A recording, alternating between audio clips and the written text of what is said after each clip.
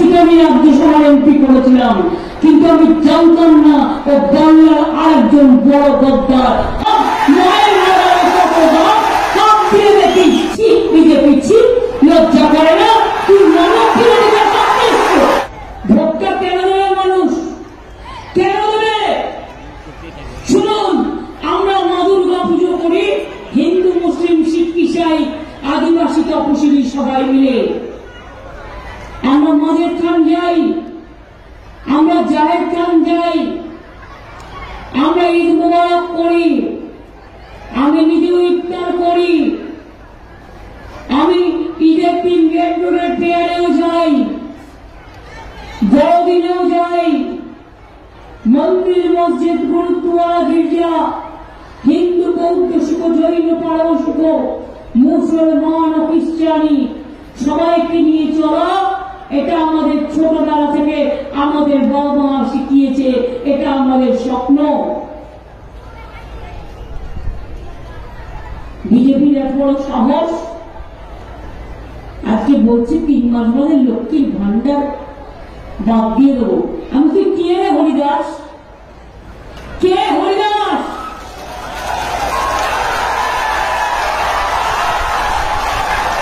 Haridas number 1, মাথাটা কি গেছে? ওই মাদের মতো বলছে লক্ষ্মীর ভান্ডার বন্ধ করে দেবো। আর সাহস থাকলে দেখার মায়ের আচরের কত দাম, মায়ের আম্মার কত দাম, মায়ের মায়ের কত দাম, সব দিয়ে দেখিস। আপনারা জীবন ভর পাবেন লক্ষ্মীর ভান্ডার। এটা মমতা ব্যানার্জি ইউবাদা, এটা মমতা ব্যানার্জি বিশ্বাস, এটা মমতা ব্যানার্জি মনে রাখবেন মা বোনদের জন্য করেছে। 60 বছর বয়স হলেও আপনারা সারা জীবন যতদিন বাঁচবেন লক্ষ্মীর ভান্ডার পাবেন। আর বিজেপিকে দেখলে বলবেন ছি, বিজেপি ছি, লজ্জা করে না? তুই মেয়েদের সম্মান জানো? বিলকিস আজকেও কেঁদে কেঁদে ঘুরে বেড়াচ্ছে। ছাত্রাসের ঘটনার কোনো বিচার হয়েছে? সাক্ষী হকি টিমের কোনো বিচার হয়েছে? এনআরসি করতে গিয়ে উত্তরপ্রদেশে কত মানুষ মারা গিয়েছে? যোগী আসছে এখানে ভাষণ দিতে, উত্তরপ্রদেশের কাউকে একটা কথা বলতে দেয় না।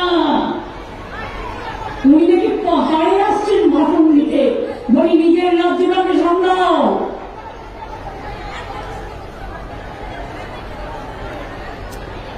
জিজ্ঞেস করুন বিজেপি বাবুদের, ইলেকশনের সময় এই মিঠুন চক্রবর্তীকে আমি রাজ্যসভার এমপি করেছিলাম, কিন্তু আমি জানতাম না ও বাংলার আরেকজন বড় গদ্দার।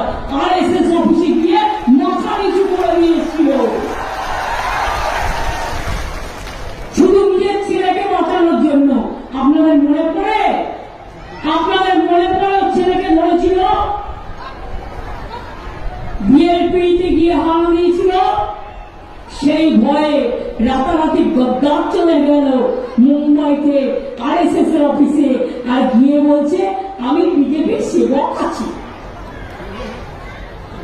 যারা দোয়াশিয়া, যাদের কোনো আদর্শ নেই, জীবনে যারা জীবন যুদ্ধে লড়তে ভয় পায়, তাদের আমি মানুষ বলে মনে করি না।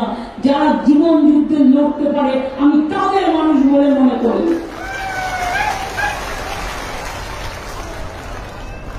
রামনবমী গেল সারা রাজ্যে। মুর্শিদাবাদের ঘটনা আমি যদি বলি পরিকল্পিত ঘটনা, আজ সকাল থেকে সব ন্যাশনাল মিডিয়া আর রিজিওনাল মিডিয়াকে বলে দিয়েছে একতরফা ভাবে সংখ্যালঘুদের বিরুদ্ধে মিথ্যে কথা বলতে আর হিন্দু মুসলমানের বিভাজন করতে। আমি যদি পয়েন্টে আপনাদের বলি, পরশু দিনের ঘটনা ঘটিয়েছিল কারা? আমি চ্যালেঞ্জ করে বলছি বিজেপি একই জায়গায়। তারপরের দিন গিয়ে প্রথম অ্যাটাক করল কারা? বিজেপি এমএলএ দল নিয়ে গিয়ে। আপনি রামনবমীর মিছিল করতে গেছেন, অস্ত্র নিয়ে আক্রমণ করতে আপনাকে কে বলেছে? কে অধিকার দিয়েছে? মা দুর্গা অধিকার দেয়নি। মা দুর্গা অসুর বধ করেছিল আপনাদের মতো অসুরদের বধ করার জন্য।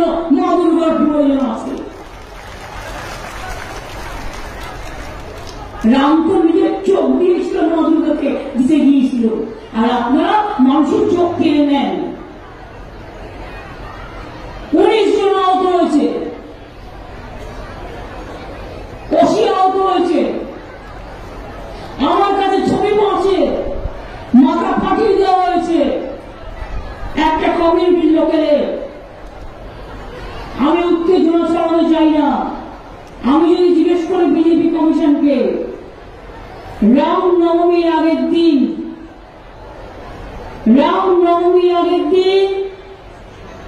কেন আপনারা হঠাৎ করে ডিআইজিকে সরিয়ে দিলেন? এই প্ল্যানটা করার জন্য যে পরের দিন নাটক করে বেড়াবেন? আর মিডিয়াকে, আমি মিডিয়ার বিরুদ্ধে সরি কমপ্লেন করবো এই কারণে যে it is one sided game, cannot be at the time of election when the election is in process. এই যে কোনো ওষুধ ছবি, ওষুধকে মেরেছে, আমার ফোনটা দাও,